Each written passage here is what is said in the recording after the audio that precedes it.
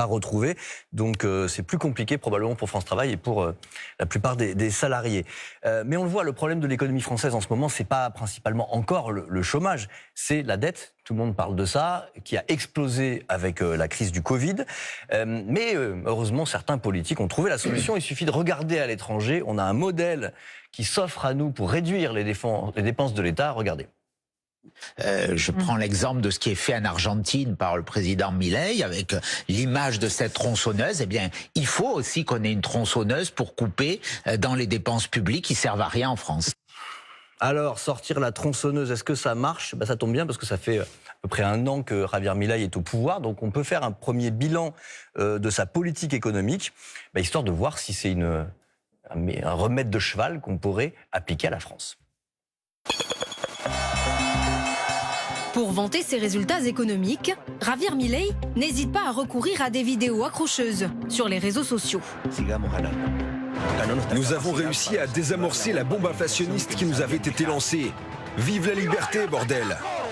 Mais que sait-on du bilan du président argentin 1 an après son arrivée au pouvoir ?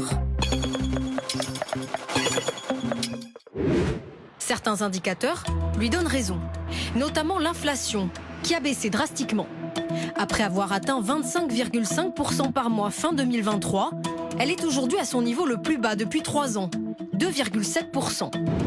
Autre argument en sa faveur, le pays affiche un excédent budgétaire pour la première fois depuis 2008. Un succès dû en grande partie à sa politique de la tronçonneuse, des coupes brutales dans les dépenses de l'État.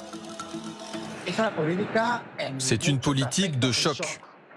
Les dépenses publiques, tout ce que le secteur public consomme et investit, a chuté de 30% en 2024 par rapport à l'année précédente. La baisse d'activité en Argentine est encore plus importante cette année. Cela se ressent dans le revenu, dans la consommation, dans pratiquement tous les indicateurs d'activité. Problème, cette cure d'austérité a entraîné une hausse du taux de chômage.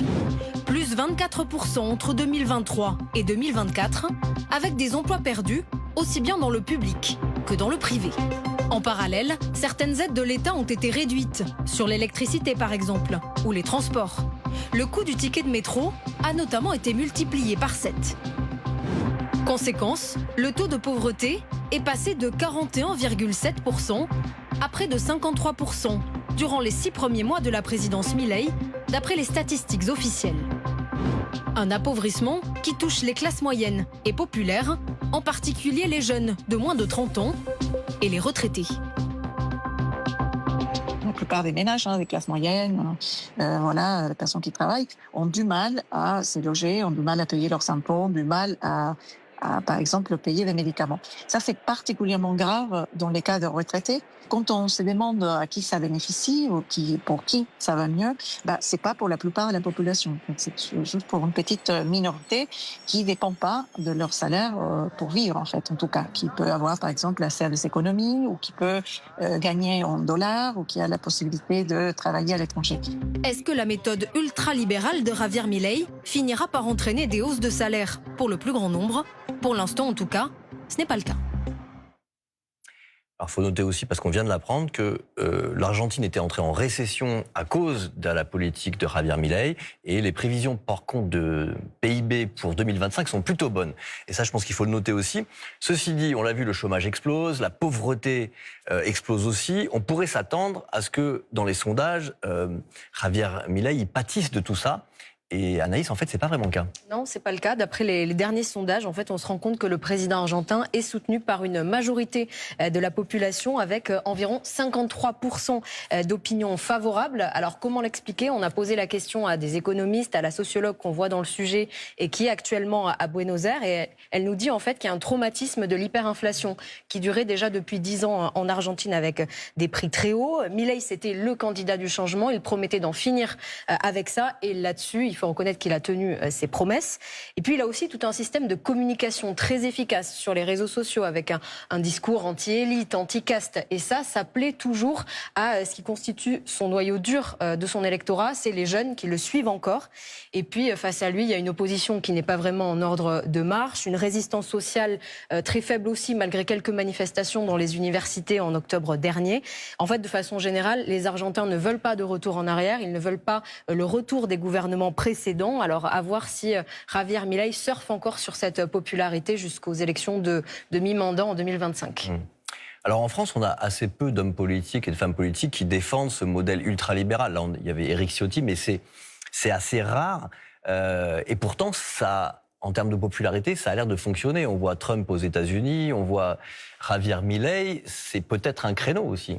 Oui, alors encore une fois, culturellement, le continent américain n'a pas grand-chose à voir avec le continent européen, pour le coup. Et ce dont on parle aujourd'hui pour l'Argentine a déjà existé sur le continent américain, avec Reagan dans les années 80 en Amérique du Nord, et avec, y compris en Argentine d'ailleurs, dans les années 80-90, Menem, dont Javier Milei aujourd'hui se revendique.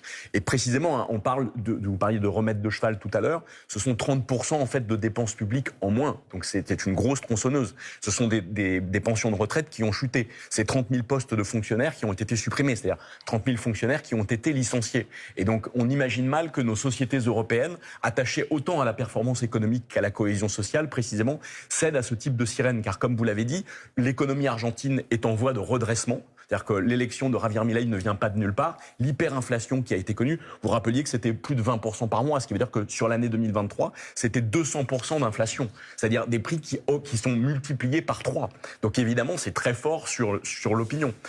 Et on observe un redressement, en tout cas partiel, de l'économie argentine, mais on observe, comme vous l'avez dit, une explosion de la pauvreté, une explosion des inégalités, et donc une économie en cours de redressement, mais une société qui est elle-même très abîmée.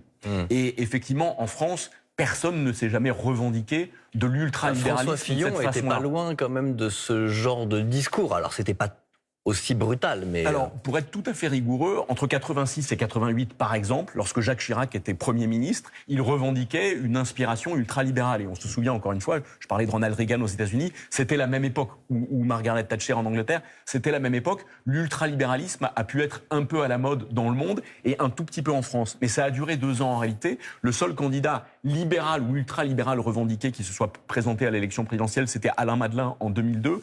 Il a fait moins de 4%.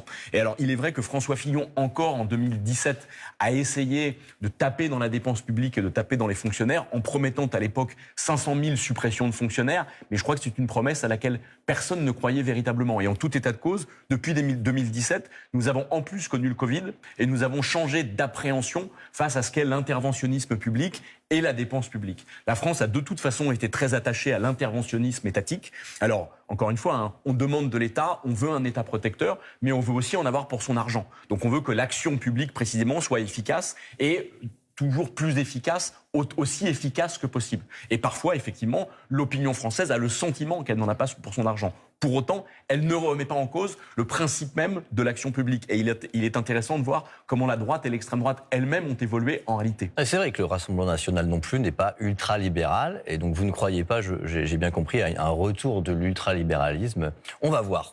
Est-ce que c'est un mouvement qui se passe uniquement en Amérique du Sud et en Amérique du Nord ? On le verra. Merci beaucoup Mathieu Souquier d'avoir été avec nous dans Vrai ou Faux. Maintenant, on va partir aux États-Unis. C'est l'heure de notre séquence Make America Fake Again.